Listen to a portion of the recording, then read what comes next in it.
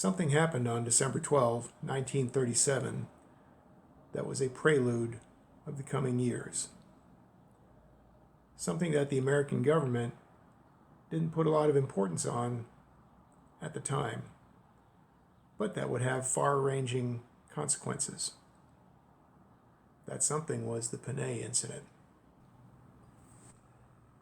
Yesterday, December 7, 1941, a date which will live in infamy, the United States of America was suddenly and deliberately attacked by the naval and air forces of the Empire of Japan.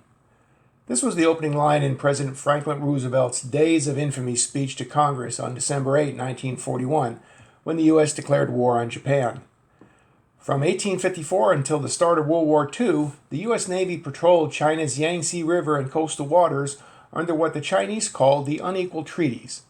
The U.S. Navy patrols were part of gunboat diplomacy, practiced by the U.S., whereby Americans and American interests in China were protected and therefore enforced. You might remember the 1966 movie The Sand Pebbles, starring Steve McQueen, on board the USS San Pablo, a fictional river gunboat. The Yangtze Patrol had 4 older boats seized from Spain after the Spanish-American War of 1898 and on patrol from 1903. Oddly, these 4 older boats could not reach all the way to Chongqing, a distance of around 1,054 nautical miles, due to the river getting shallower the farther from the coast. Given the patrol's responsibilities along the river, 6 new replacement boats were commissioned and built during 1926 and 1927.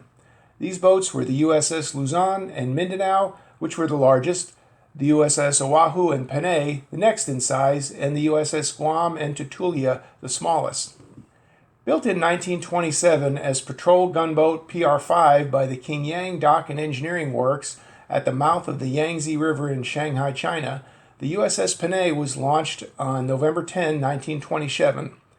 She displaced 474 tons with a length of 191 feet and a beam of 29 feet and a flat-bottom draft of only 5 foot 3 inches.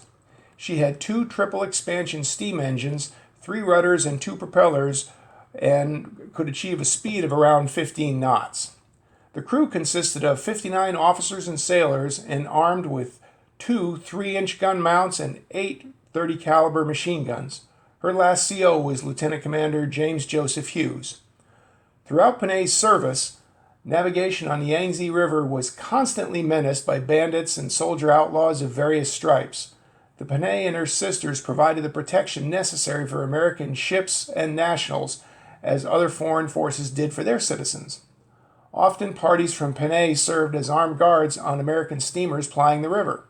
In 1931, her commanding officer, Lieutenant Commander R.A. Dyer, reported, "Firing on gunboats and merchant ships has become so routine that any vessel traversing the Yangtze River sails with the expectation of being fired upon. Fortunately, the Chinese appear to be rather poor marksmen, and the ship so far has not sustained any casualties in these engagements." Now, the Chinese were fighting the Japanese at the time in the Second Sino-Japan War, 1937 to 1945. The Japanese had made huge gains in territory, including Shanghai. They were taking over China's then capital, Nanking. Look up the Nanking Massacre, aka the Rape of Nanking. Sources vary, but estimates are 200,000 to 300,000 Chinese were killed during the siege. Some estimates are even more. On the morning of December 12th, the Japanese Air Forces received information that fleeing Chinese forces were in the area in 10 large steamers and a large number of junks, and that the flotilla was between 19 and 40 kilometers upstream from Nanking. While anchored upstream, Panay and 3 standard oil tankers, Mei Ping, Mei An, and Mei Hsia, came under attack from Japanese naval aircraft. Panay was hit by 2 of 18 bombs dropped by 3 Yokozuka B-4Y bombers and strafed by 9 Nakajima A-4N fighters. According to Lieutenant J.W. Geist, an officer aboard the Panay, "The day before we told the Japanese army in the area who we were, and 3 U.S. flags were plainly visible on the ship. Planes also machine-gunned small boats taking the wounded ashore, and several additional survivors were wounded." The Times correspondent Colin MacDonald, who had also been on the Panay, saw the Japanese small army boat machine gun the Panay as it was sinking in spite of the American flag painted on the side of the ship. Since Japanese planes continued to circle overhead, survivors cowered knee-deep in the muddy swamp that formed the shoreline. As a result of the attack, the Panay sank. Storekeeper First Class Charles Lee Ensingemer, Standard Oil Tanker Captain Carl H. Carlson, and Italian reporter Sandro Sandri were killed. Coxswain Edgar C. Hulebus died later that night. In addition, 43 sailors and 5 civilians were wounded. The 3 Standard Oil tankers were also bombed and destroyed. The captain of the Mian and many Chinese civilian passengers were killed. The vessels had been helping to evacuate the families of Standard Oil employees and agents from Nanking during the Japanese attack on that city. 2 newsreel cameramen were aboard during the attack, Norman Alley of Universal News and Eric Maywell of Movietone News. They were able to film part of the attack and after reaching the shore, the sinking of the ship in the middle of the river. Survivors were later taken aboard the American gunboat Oahu and the British gunboat HMS Ladybird and B. With American Commander Hughes at the helm, and with a pre-arranged convoy of merchant vessels and other naval craft, the Panay cautiously proceeds for 5 miles along the Yangtze River.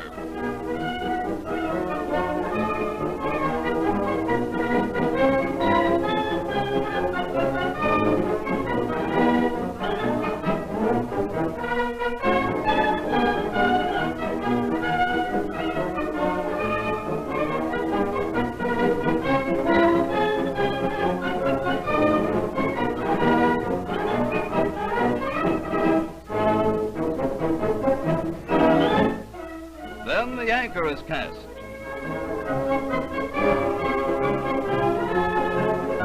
And suddenly, the amazed and relatively defenseless crew and passengers behold and hear a shot heard round the world. The Panay is bombed. Japanese airmen cast missiles of death and destruction again and again. From the skies they descend, and into the heavens they go, only to descend again and increase the intensity of the fury of their destruction. Helpless people, unprepared, unwarned, flee the mercy ship. A few take refuge from Japan's guns in lifeboats. Others swim to the desolate shores of the Yangtze. The shot heard round the world, unannounced, carries its fatal message of death. The deed swiftly executed with equal swiftness brings its terrible toll. Japanese planes go into power dives. Bombs strike, leaving devastation and wreckage. The planes attacked in relays of 2 and 3 each. To add to the din of the bursting bombs, the riddle of machine guns rends the air as a Japanese launch helps the survivors' lifeboats.